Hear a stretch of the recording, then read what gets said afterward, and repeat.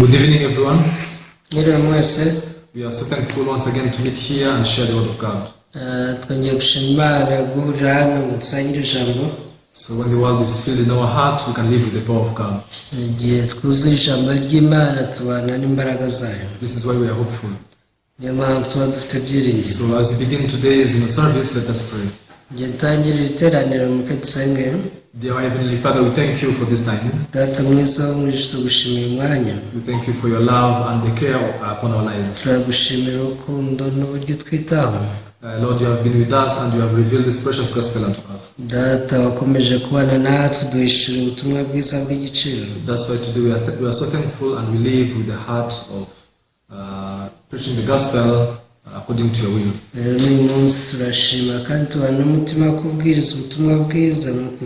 Father, I pray that you keep guiding us even this moment. The word you are going to share, allow it to penetrate in our hearts. The Bible says your word is powerful. This is why, Lord, we believe that this word can overcome all the seeds of the devil. Please guide this evening fellowship from the beginning up to the end. We thank you, Father. We pray all these things in the name of Jesus. Amen. Amen. So tonight we are going to read from the book of Romans. Romans chapter 10. So I'm going to read from verse 1 up to verse 4.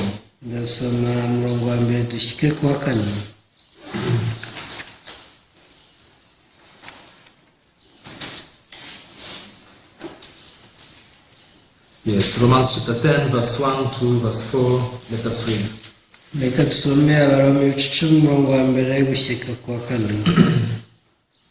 Brethren, my heart's desire and prayer to God for Israel is that they may be saved.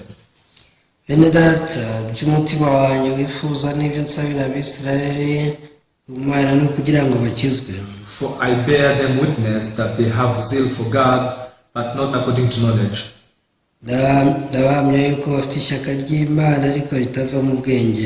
For they, being ignorant of God's righteousness and seeking to establish their own righteousness, have not submitted to the righteousness of God. For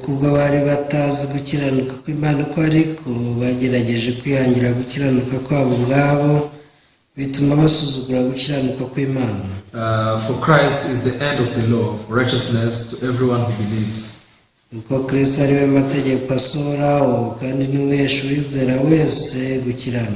Yes, so we have read up to verse 4. So loving folks, knowing the heart of God is something very important. So we should not just believe in God vaguely. However, we should know exactly what is His word and what is His heart. Then from there we can obtain true faith. Otherwise, Satan will deceive us and he will make a wrong faith, which you cannot discern whether it is from God or not.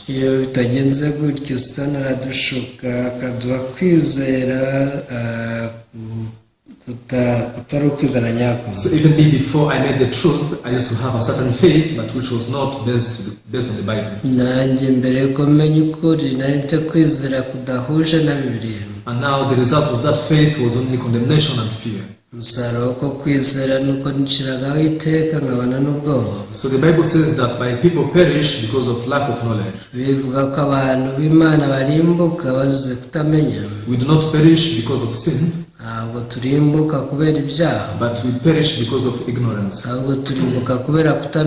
not knowing exactly the clear heart of God. That one makes people go to hellfire. And the Bible has written so many stories and many examples to explain this fact. Now think about the time of Noah.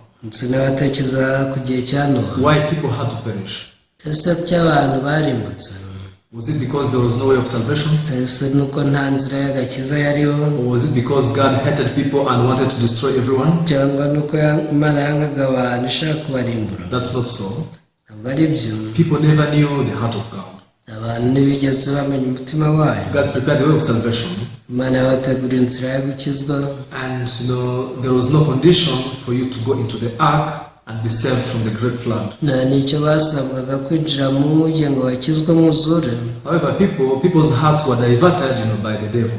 Ariko imitima y'abantu yari yarayobejwe na Satani. Now, instead of focusing on the word and the heart of God, aho kugira ngo bite ku mutima w'Imana, they were focusing on their own judgment. bakomeje kwita ku guca imanza kwabo. No, we are not that much sinner to be destroyed. Bakavuga ati ntabwo turi abanyabyaha bigeza ku byo Imana yaturimbura. No, God who created us cannot just destroy us in that way. Imana niyo yaturemye, se ni gute yaturimbura? Now, they could not believe in the word of God. Ntibashoboye kwizera ijambo ry'Imana. And the consequence, they missed to enter into the ark. Ingaruka ni uko batakaje kwinjira mu nkuge. What is the heart of God today? Ese umutima w'Imana ni uwuhe? Is for all people in the world to enter into Jesus Christ. Ni uko abantu bose bo mu isi binjira muri Yesu Kristo. It is true that we have become sinners and we are destined to go to hell. Nibyo koko twahindutse abanyacyaha tuba bo kurimbuka. But in the deep heart of God, He wants to save everyone. Ariko umutima w'Imana yifuza gukiza buri muntu. People who are ignorant of that, Abatazi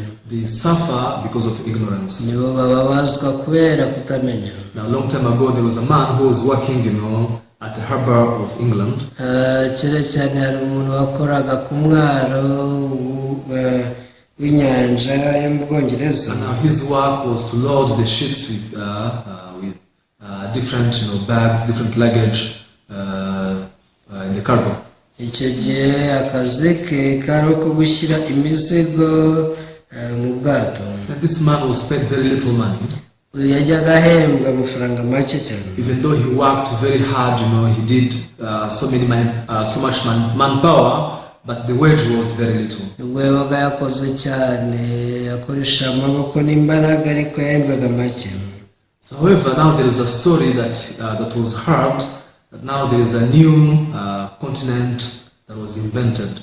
Ariko matwe Discovered, sorry. yaje kumva inkuru z'uko hari undi mugabane wavumbuwe. Now there is a place called America, which is very fertile and which is developing very fast. Amubwira bati hari igihugu, hari umugabane witwa Amerika, kandi ni igihugu cyera cyane, kandi kiri gutera imbere byose. Now there are many opportunities there. Batawariye amahirwe menshi. There are many jobs, opportunities, there are many, chances for you to become rich. Hari amahirwe menshi y'akazi, yewe n'amahirwe yo gukira. Now this man decided that I'm going to work here at the harbor only for 1 month. Uyu musore yiyemeje gukora ukwezi kumwe ku mwaro. Then I'm going to save, for the transportation to take me to America. Aravuga ati rwose ngiye kwizigama udufaranga two kuzatega ubwato. So now this is how he decided to migrate, from England to America. Niko yiyemeje kuzimuka akava mu Bwongereza kugera muri Amerika. Today we have many means of transportation. We have airplane and so on. Umunsi hariho uburyo bwinshi bwo gukora ingendo, gukoresha indege n'ibindi. But back then they could only travel that very long distance with ship. Ariko icyo gihe mu nyanja nini bakoraga urugendo runini mu bwato. So now they had to spend 5 days sailing in the sea from England to America. Kuva mu Bwongereza kugera muri Amerika bagombaga gutwara ubwato iminsi itanu. So after 1 month of hard working, now he saved some money and then he bought a ship ticket to go to America. Amaze ukwezi akora cyane, yaje kugira amafaranga agura itike, yaguramo itike imujyana muri Amerika. So after boarding into the ship, he was very happy. Yinjira mu bwato yaranezerewe. Now I'm going to change my life. Batungiye guhindura I ubuzima. will have a bright future. Nzagira ejo heza hazaza. Now I will farewell to the poverty forever. Ubukene busazeyeho. Now with such hope, he boarded into the ship. N'ibyiringiro yinjiye mu bwato. Now after 1 day, of a travel, now in the ship, the waiters were coming, serving people with food.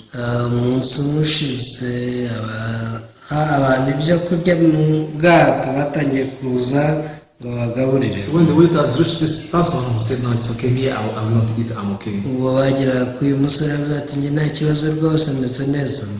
Now the second day also, umunsi wa kabiri nawo ni uko As they were serving food, also they came to him. ubwo bazanaga amafunguro nabwo baramwegereye. Now he already got hungry, but again he pretended and said, "No, I'm fine, I'm okay, I'm not eating." yari ashonje cyane ariko arongera ariyobagiza ati nta kibazo mfite rwose ndahaze. So everyone in the ship was being served food, and everyone was eating and rejoicing. abantu bose mu bwato bahabwaga amafunguro bishimye banezerewe. However, in the mind of this person, he thought, "I have no money to pay for food, so I will just endure and I'll eat when I reach in America." ariko mu mutwe w'uyu musore bati nta kintu nabishyura, nzihangana ningera muri Amerika nibwo nzarya. So 2 days passed, and it was the third day. umunsi wa gatatu waraje.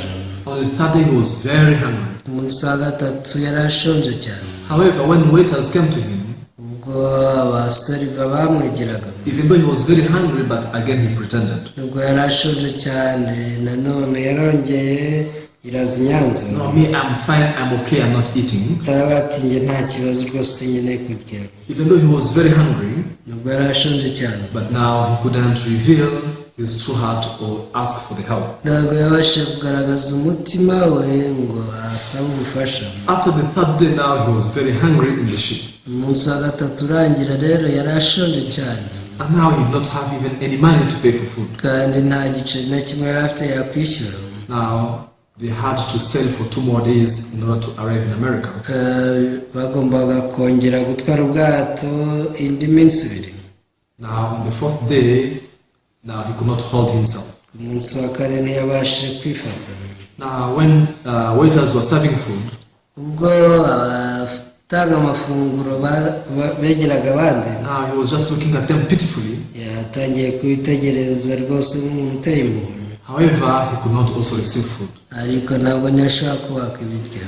But now his neighbors, people who were together with him, now they felt very strange. ariko abantu bari bamwegereye babonye ari ibintu bidasanzwe. How come you don't eat? bati se kuki udafungura? From the very first day they serve you food, but you let it pass. kuva ku munsi wa mbere baguhaye amafunguro urayanga. Are you normal? ese uri muzima? Is there anything wrong with you? nta kibazo ufite? Nobody could understand him. ntashobora kumwumva. And then on that day he called one of his neighbor, and he began to speak to him. kuri uwo munsi yahamagaye umwe muri bagenzi be aramubwira ati "Hey, I'm sorry to tell you this. mbabarire kubikubwira, It's not that I don't want to eat, si uko ntashaka gufungura, but the problem I don't have money. ahubwo ikibazo nta mafaranga mfite. All the money I had, I paid it, to buy the ship ticket. ayo mafaranga yose nari mfite narayishyuye nyaguramo itike gusa. And I wanted to go to America so badly. nimba nshaka kugera muri Amerika bubi na bwiza. This is why I'm trying to endure to see if I can arrive there." rero ndi kugerageza kwihangana ngo ndebe ko nagerayo. Now upon hearing this, other people were very shocked. ubwo abantu babyumvaga barikanze, And they told him, "You are very foolish. batse wari umuswa. You don't need to pay for food here in the ship. aha mu bwato nta muntu wishyura ibyo kurya, Because in the ticket that we bought includes everything, even food." kubera ko mu itike uba waguze harimo byose n'ibyo kurya birimo. Who told you you have to pay for food separately? ese ninde wakubwiye ko amafunguro bayishyura ukwayo? Now, upon hearing this man could not believe it. kubaga ibi ntiyabashe kubyizera. "What do you need? You mean I can eat freely?" bati ubwo mushatse kuvuga iki ko nakwirira uko nshatse? So I've been starving all these days with ignorance. dore maze igihe nicwa n'inzara kubera kutamenya. Now on the last day when they were serving food, umunsi wa nyuma bwo bazaniraga amafunguro, now he said, "Please bring me out to us as much as possible. bati munzanire byinshi bishoboka. Give me my meals of first day, second, third and fourth day." ubume nibyo nari kurya kuwa mbere kuwa gatatu no kuwa kane. Now this is how this man was saved, from great hunger. uku niko yakize inzara yari igiye kumwica. Why was he about to die of hunger? ese kuki yari agiye kwicwa n'inzara? Is it because there was no food in the ship? ese nuko mu bwato nta byo kurya, Or is it because he didn't have money? cyangwa nta mafaranga yari afite? Now the reason why he was to die, cyari kigiye gutuma yicwa n'inzara? it was because of ignorance. ni ukutamenya.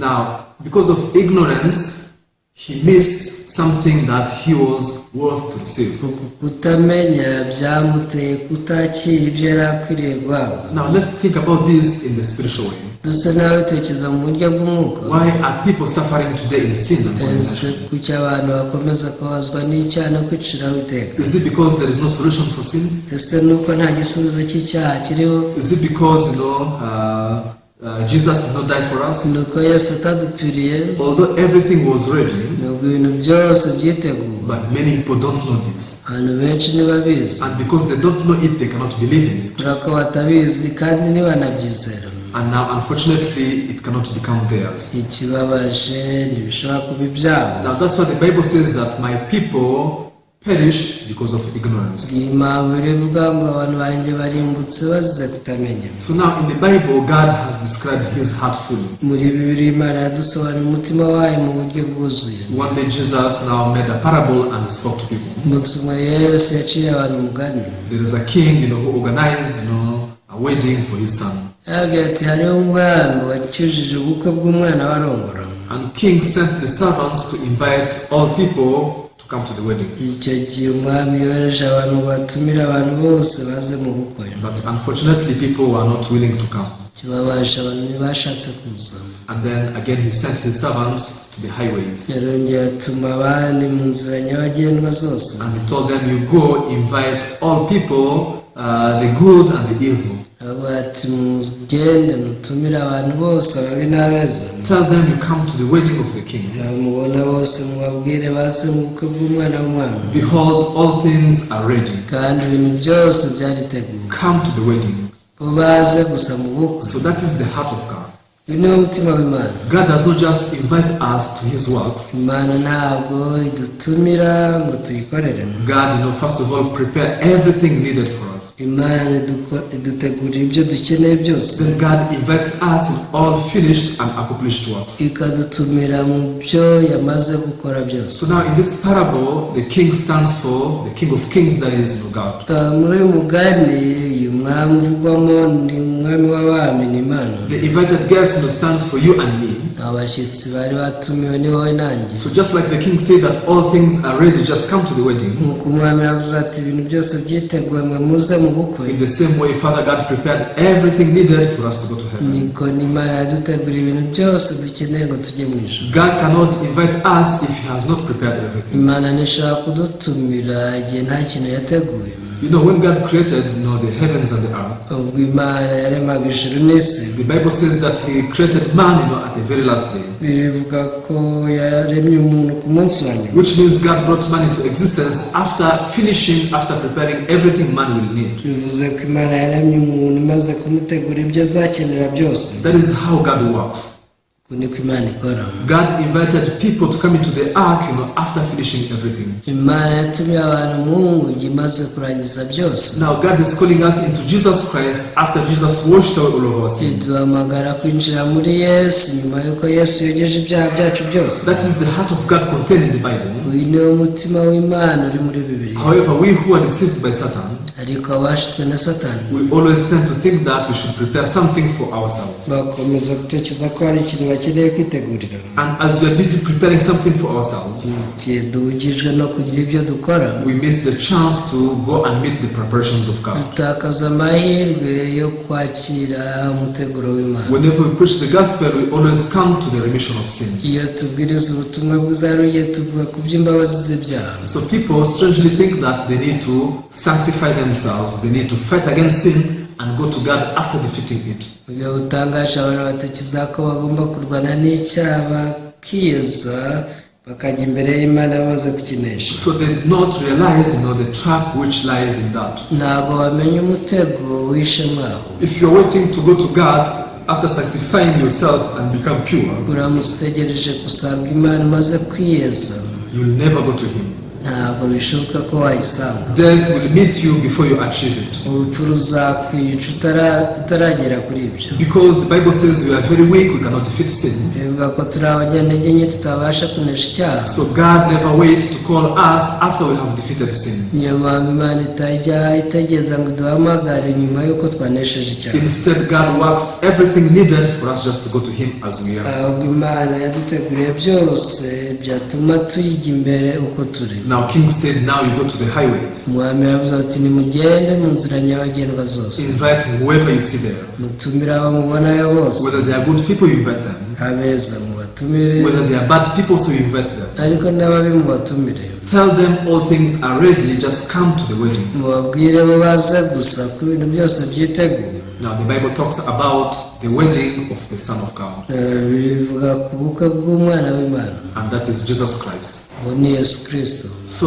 he's inviting us after preparing everything needed. adutumira mu byamaze gutegurwa byose. What do you need?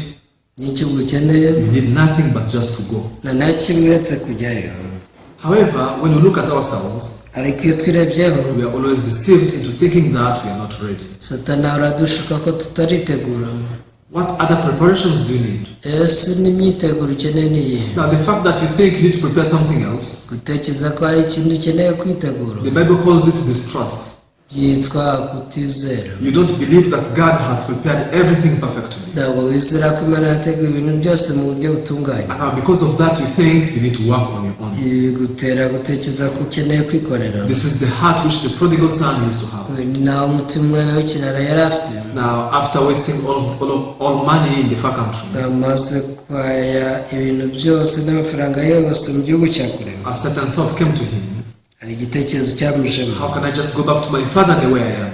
ese najya kwa data ukomeze gutya gute? I'll be very shameful. nzakorwa n'isoni. How will I appear in front of his servants? imbere y'abagaragu ba data nzagaragara meze nte. Everybody knew that, I took his money. bose barabizi ko natwaye amafaranga ya data. Maybe they expect me to come back as a very great and rich man. batekereza ko nzagaruka ndi umuntu ukomeye w'umukire. But you see now I'm wearing filthy rags. ariko dore nambaye ubushwambagara. I'm very hungry. ndanashonje. How can I appear in front of them? ese nzagaragara gute imbere yabo? No way, I can't go back. ntabwo najyayo.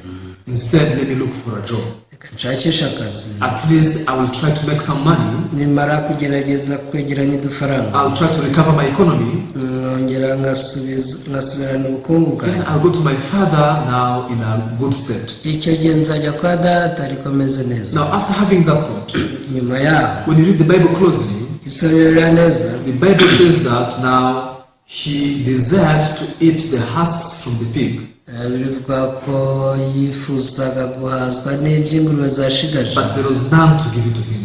ariko nta n'umwe wari kubimuha. Then he said, I'm dying of hunger. aravuga ati ubu nishwe n'inzara. And now when he stood before death, ubwo yahagararaga imbere y'urupfu, when he realized that I cannot recover my wealth, ubwo yataboraga ko atabasha kongera kwisubiza umutungo we, now this is when he met the heart of Father. nicyo gihe yahuye n'umutima wa se. Which heart of Father am I talking about? ese uyu mutima ndi kuvuga n'ubuhe? That is to rise up and go back to the Father the way you are, the way you look. uku ni uguhaguruka ugasubira kwa so uko umeze.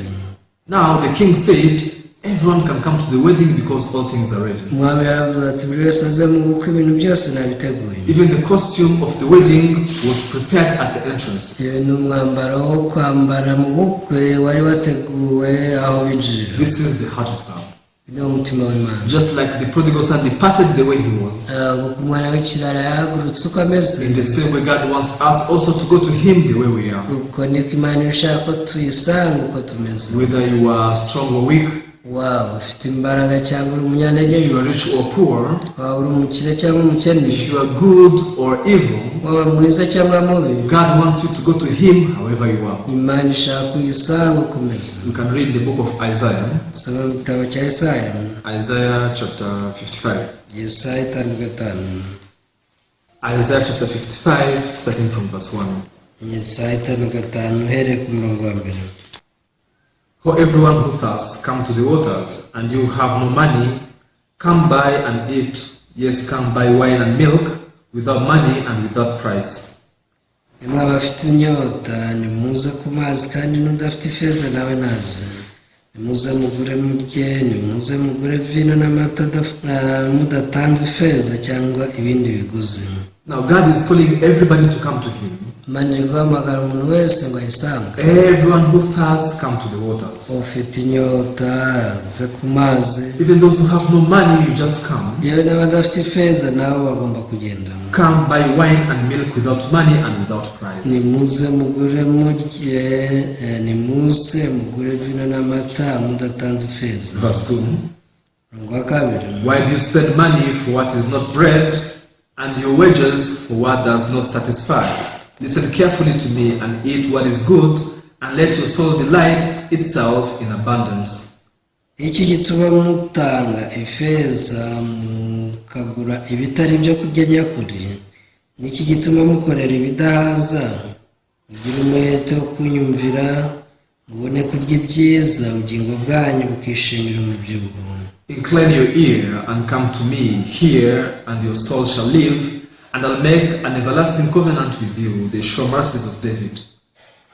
Tega amatwi muzahondi munyumve, ubugingo bwanyu bubone kubaho, nanjye nzasezerana namwe isezerano rihoraho, ari ryo mbabazi zidahwema Dawidi yasezeranijwe. So now we can see the heart of God is calling us to go to Him however we look. Uyu mutima w'Imana uri kuduhamagara ngo tugende uko turi. You don't need to have any condition. Nta kintu usabwa. Instead, you just need to hearken to His voice and go to Him. Ugomba gutegera amatwi ijambo ryayo, ijwi ryayo ukayisanga. Now, many people, before they go to God, they first of all look at themselves. Abantu benshi mbere yuko bajya imbere y'Imana babanza bakirebaho. Am I fulfilling the conditions or not? Ese koko nujuje ibisabwa? Am I worthy to be accepted by God or not? Ndi umuntu koko Imana yakwemera. So they try to look for the condition from within themselves. Bagerageza kwishakamo ibisabwa. However, now there is a great secret. Ariko hari ibanga rikomeye. All the conditions for us to be accepted lies in Jesus Christ. Ibintu byose bituma twemerwa n'Imana biri muri Kristo. There is nothing, that is in us. Nta kimwe kiba muri twe. That's why when you go through Jesus Christ, impamvu ujya imbere y'Imana binyuze muri Yesu Kristo, you are more than worthy to be accepted by God. Rwose wakirwa n'Imana birenze ibikenewe. Because God made Jesus, to be the way for us to go to heaven. However, instead of relying on Jesus, Satan has deceived mankind to rely on themselves. And now Satan has designed a certain religious life that has nothing to do with God. People don't have spiritual sense, they cannot realize this. Now, by leading, a certain, upright life and a religious life, they think God is pleased with them. So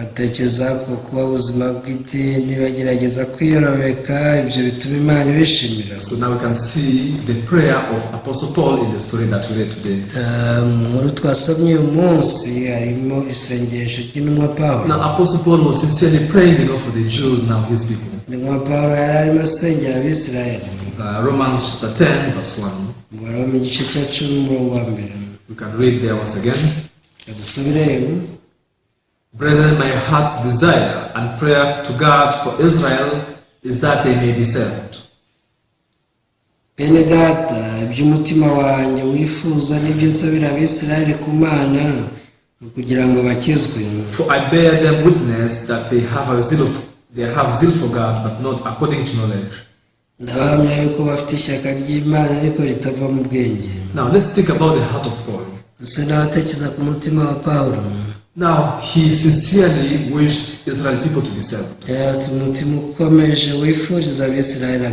But how did these Israel people think? We are the children of Abraham. We are the people who observe and keep the commandments of Moses. What else do we need apart from that? So they were satisfied with it and they thought they are okay before God. However, their faith had nothing to do with Jesus. Now, when I look at this, it is exactly the same as the faith of people even today in this generation.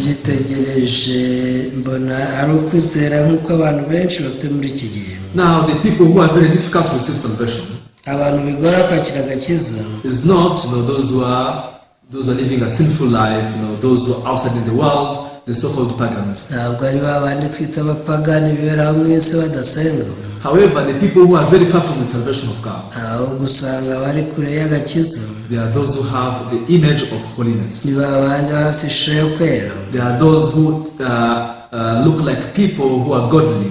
ni ba bandi basa n'abubaha Imana. Now, when we tell them believe in Jesus and receive salvation, iyo babwiye byo kwizera Yesu no kwakira agakiza, they think, no, we already believe in Jesus. baravuga bati twe twamaze kwizera Yesu, Even we do good works, dukora imirimo myiza, we keep the law, twubahiriza we amategeko. always confess whenever we commit sin. niyo dukoze ibyaha turabyatura tukabyihana. So God is happy with our behavior. Imana iratwishimiye. However, there is a secret they don't know. ariko hari ibanga batazi. God never look at our behavior in order to judge us. Imana ntabwo ducira urubanza igendeye ku myitwarire yacu. God only check whether you are in Jesus Christ or not. Imana igenzura nimba uri muri Kristo cyangwa utari muri. That's why God said that there is therefore no condemnation to those who are in Christ Jesus. niyo mpamvu yavuze ngo abari muri Kristo Yesu nibo badacirwaho iteka. Being in Christ Jesus is full condition for you to overcome the judgment. kuba muri Kristo byujuje ibisabwa kugira ngo uneshe urubanza. On the other hand, if you are out of Christ, ariko iyo uri hanze ya Kristo, however good you may be,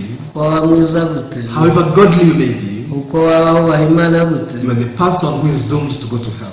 uri uwo kujya mu rutazima gusa. Now, why was Apostle Paul sincerely praying for the Jews? ese kuki intumwa Pawulo yasenze akomeje asengera Abisirayeli? So, as we have just read in verse 2, twabisomye mu murongo wa 2. I bear them witness that they have zeal for God, yavuze ati ndabahamya yuko bafite ishyaka ry'Imana, but not according to knowledge, ariko iryo shyaka ntiriva mu bwenge. which means they are ignorant of something. ntari ikintu batazi. They are ignorant of the heart of God. ntabwo bazi umutima w'Imana. They don't know how people can receive salvation. ntabwo bazi ko abantu bakira agakiza. They are just satisfied with their religious life. banyurwa n'ubuzima bw'idini babayeho. Even that is how I used to be. nanjye uko niko n'abagabo. When you read the book of Philippians chapter 2, you can clearly see the testimony of Apostle Paul. ibisomye Abafilipi ibice bibona ubuhamya bwa Pawulo. He was also living like these Jews. nawe yabayeho nk'Abisirayeli. And now he was trying to make his own righteousness yagerageza guhanga gukiranuka kwe, until the day he realized his righteousness cannot be accepted by God. kugeza umunsi yaje gutahura ko gukiranuka kwe Imana itakwemera. That's why he's saying something very important here in Romans chapter 10. niyo mpamvu mu gitabo cy'Abaroma 10 yavuze ikintu gikomeye. Verse 3, umurongo wa 3. for they being ignorant of God's righteousness and seeking to establish their own righteousness have not submitted to the righteousness of God. ubwo bari batazi gukiranuka kw'Imana uko ariko bagerageje kwihangira gukiranuka kwabo ubwabo, bituma basuzugura gukiranuka kw'Imana. Now we can see there are two different types of righteousness. dushaka kubona ko harimo gukiranuka k'uburyo bubiri. Righteousness of God and the righteousness of man. hari gukiranuka kw'Imana akaba n'ukw'abantu. What is the righteousness of man? nese uko abantu ni ukuwe. Is people trying to live a good, upright life to be accepted by God. ni igihe abantu bagerageza kuba bakora imirimo myiza ngo itume bemerwa n'Imana. So that is called the righteousness of man, ibyo ni byo byitwa gukiranuka k'umuntu. which is not accepted by God at all. nyamara uko Imana ntishobora kwemera be na gato. And now the righteousness of God gukiranuka kw'Imana is what Jesus has accomplished for us at the cross. ni imirimo myiza Yesu yadusohoreje iyo yakoze ku musaraba. Believing in that, accepting that, you are able to be righteous with the righteousness of God. mu gihe wemeye iyo mirimo ukayizera uhinduka umukiranutsi ukagira gukiranuka kw'Imana. Verse 4, umurongo wa 4. for Christ is the end of the law for righteousness to everyone who believes. kuko Kristo ariwe amategeko asohoraho kandi n'uwesha uwizera wese gukiranuka. So some few days ago we were celebrating Christmas. mu minsi ishize mike twariho twizihiza Noheli. That is the day which stands for the birth of Jesus. ni umunsi twibuka kuvuka kwa Yesu. When Mary was pregnant, ko Mariya yari atwite, now Angel Gabriel came to Joseph and he revealed to him, marayika Gabriel yaraje ahishurira Yosefu, she will bring forth a son and you will call his name Jesus, for he will save his people from their sin. aramubwira ati yasabyara umuhungu uzamwita Yesu ko ariwe uzakiza abantu ibyaha byabo. Now today in 2020, umunsi muri 2020 We are not talking about Jesus who is to be born, ntabwo tuvuga Yesu uzavuka, but we're talking about the Jesus who has already born, ntabwo tuvuga Yesu wamaze kuvuka, who had already died for our sins and had gone back to heaven already. wamaze no gupfira ibyaha byacu akisubira mu ijuru. Therefore today we testify and say, niyo mpamvu uyu munsi twatura she already begot a son, she called him Jesus, for he saved us from our sins. dutanga ubuhamya tuti yabyaye umuhungu amwita Yesu, kandi uwo niwe wadukijije ibyaha byacu. If Jesus saved me from my sin, then I'm righteous by his works. nimba Yesu yarangije ibyaha rero ni umukiranutsi kubw'imirimo ye. This is the precious gospel God wants to preach all the people in the ubu world. ni ubutumwa bw'igiciro Imana ishaka kubwiriza isi yose, However, people who are ignorant about this, ariko abatabizi they always seek to make their own righteousness. buri gihe bashakisha gukiranuka kwabo. But I hope you realize that the righteousness of God is different from the righteousness of man. twingiye ko hatahura ko gukiranuka kw'Imana gutandukanye n'ukwabo. And by simply accepting the works of Jesus, niwemera imirimo ya Yesu byonyine, when you believe in his works, niwizera imirimo Yesu yakoze, you have full condition to go to heaven. uzaba ufite ibisabwa ngo ujye mu ijuru. Please believe in this world. ndakwinginze wizere iri jambo. Now, if you believe in this world, you will experience how God will work in your life. wizere iri jambo uzabona uburyo Imana ikorera mu buzima bwawe. This word is powerful to cast out all darkness from your iri heart. ni ijambo rifite imbaraga zirukana umwijima wose uri muri wowe. This word will give you the strength, the power to overcome any kind of challenge that you are facing. iri jambo rizaguha imbaraga n'ingufu zose zinesha ingorane yose. I really hope that you rejoice in the works of Jesus. ngiye ko twakwishimira imirimo ya Yesu. Yeah, thank you very much. murakoze cyane. Today we will share up to here. reka dusoreze aha. Allow me to pray and I finish. reka dusenge. Father God, we thank you for this evening. data Mana, turagushimiye muri uyu mugoroba. For a long time we had been also living like these Jews. igihe kinini cyane twabayeho nk'abayuda. We are always seeking to establish our own righteousness igihe twashakishaga uko twimika gukiranuka kwacu, by trying to keep the law, tugerageza kubahiriza amategeko, by trying to avoid sin, tugerageza kwirinda icyaha, by trying to sanctify ourselves whenever we did something wrong. tugerageza no kwiyeza igihe cyose twacumuraga. However, we do not have the faith to believe that Jesus has sanctified us. ariko ntitwigeze tugira kwizera ko Yesu yatwejeje. Father, I thank you that by your grace, by your love, you have chosen us and revealed this precious gospel unto us. data ndagushimira ko kubw'urukundo rwawe wadutoranije kugira ngo duhishure ubutumwa bwiza bw'igiciro. I pray for all people who are watching. ndasengera abantu bose bakurikiye. Lord, allow them also to believe in Jesus and put down all the yokes of sin. nyagasani ndabemere kwizera Yesu baturwe imitwaro yose y'ibyaha. Lord, we thank you, we glorify you. nyagasani turagushimiye kandi ushyize hejuru izina ryawe. We pray all these things in the name of Jesus. ibi byose tubisanze mu izina rya Yesu. Amen. amen. Yeah, thank you very much. murakoze. I hope to see you next time. niringiye kubabona n'ubutaha.